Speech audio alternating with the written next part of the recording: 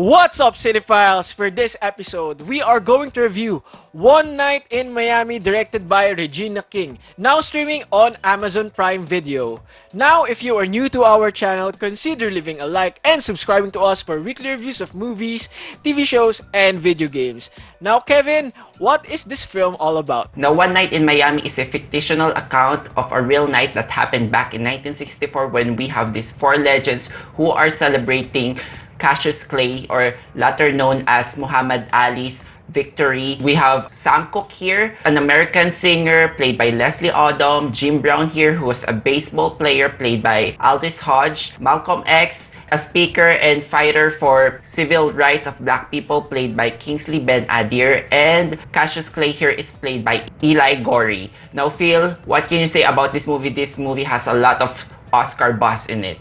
Yeah, this is Regina King's directorial debut, and I have to give a shout out to her first because she directed the heck out of this movie. This movie was extremely well helmed. She really had command of the entire screen and all of these actors. It's really hard to pull off such legends such as the four of these people because in the African American community, these are really icons. As a sports fan, I am very familiar with the history of Jim Brown, who is one of the legends in the NFL, and of course the great Muhammad Ali. Of course, in this setting, he is still Cassius Clay. These are not just sports icons. They are in a way also larger than life figures beyond their respective sports. But really, the characters that are most interesting for me to watch here is Sam Cooke and Malcolm X. Because with these two characters, they really put interesting points. Even though that their points are usually conflicting, you're really gonna have a hard time not agreeing with the other because both of these people really experience the prejudice against African Americans in the USA firsthand. And especially with Malcolm X. Malcolm X is this civil rights activist. It's really interesting to see him in this film try to convince these three icons, a singer and of course two sports superstars. He knows that they have the power, they have the voice, that people will listen if they start to talk. Malcolm X is really trying to push his agenda towards these three people because he really wants the world to know about the plight of these African American people, because everything is also in the midst of this civil rights movement. And the reason that this movie works despite being set in a limited space, because this was based on a stage play, is the dialogue. The screenplay is very well written. There was really never a dull moment here, even though it's all conversations and conflicts with these four people. It's never gonna bore you, Kevin, and I love this movie for it. Yeah, this is an intellectually stirring movie, and you know me, I love these types of movies.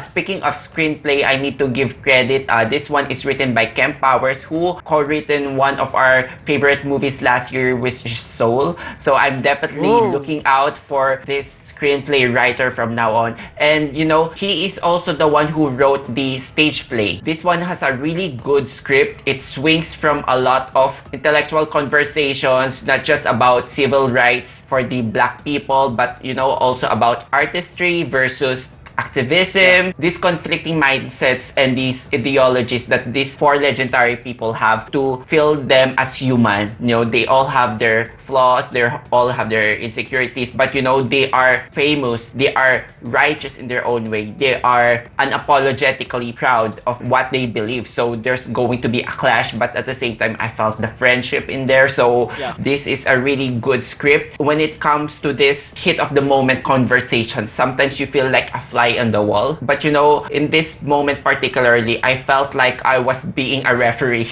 you know, because like say Malcolm says something really thought-provoking, and I'm like, that is a great point, I'm gonna give you 1 point for that. And then Sam Cooke here rebuts something about, say, economic freedom or anything, like, that is another great point, I'm gonna give you another point for that. So I felt their friendship and I felt invited in their circle. It feels engaging. I love that the screenplay did not lean towards any of these characters. Each one has a pro and con, and you know, it feels spontaneous, and at the same time, it doesn't feel too stifled. Like in movies like chamber pieces like this, like it's trying to hit a lot of landmarks. It doesn't feel like that. It really feels spontaneous, random. It's humorous, you know, it's a lot of it. It's a very deep experience, and this is a really good reimagining of what happened on that fateful night. And when it comes to the direction, This is a stage play, you're right. So the challenge for Regina King here is to shake off that stage quality. They're mostly shooting on this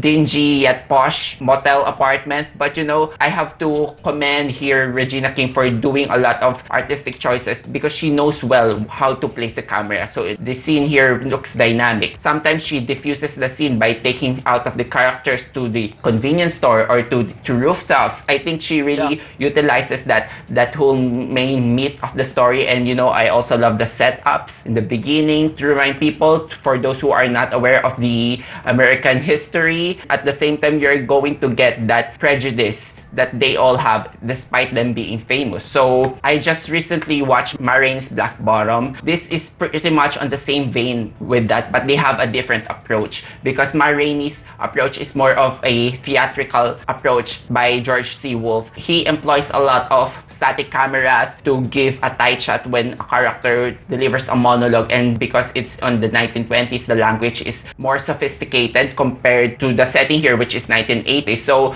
both works are great, but at the end, for my personal taste, I felt One Night in Miami as a more accessible work. I guess the most fascinating here is Malcolm X, because here he really is adamant in his beliefs. Like, he really feels the urgency, and you as an audience can feel that you need to pick a side right now. And the actor here, Kingsley Ben-Adir, you can feel the world weariness in his performance. The same excellent performances can be said for the rest of the cast. Each one is given a moment in this piece. It doesn't feel like one actor is trying to grab too much of the screen attention, because it perhaps something to do with Regina King's command as a director. All of the performances are, uniform for me. Yeah, going back to the beginning of this movie, I think that the title card was revealed approximately 16 minutes into the movie. I'm not sure of the exact number. Regina King really took her time in introducing each and every character, and something that I recognize from the get-go is this movie is never trying to be preachy, because for movies like this that talks about racism in America, especially during the 60s, there are times that they're gonna show some Americans that are really aggressive racists, but there are none of those in this movie. There are a lot of subtle microaggression by white people towards the characters that I really appreciate, and that is most prevalent during the introduction of these characters. That's something that I really appreciated with this. It never really became preachy about all the racism stuff. Another thing that I really liked about the way she directed this movie, it's really well paced. It never felt dragging to me, and perhaps that also has something to do with the amazing screenplay. It reminded me a lot of 12 Angry Men, where for the entire duration of the movie, they're just talking and arguing, but you're just glued to the screen. Your ears are just listening to them. Like you mentioned, each of them had their moments. Each of them tried to put their point across where you're gonna agree actually to all of their points. None of these characters had a stupid opinion. All of these are valid opinions.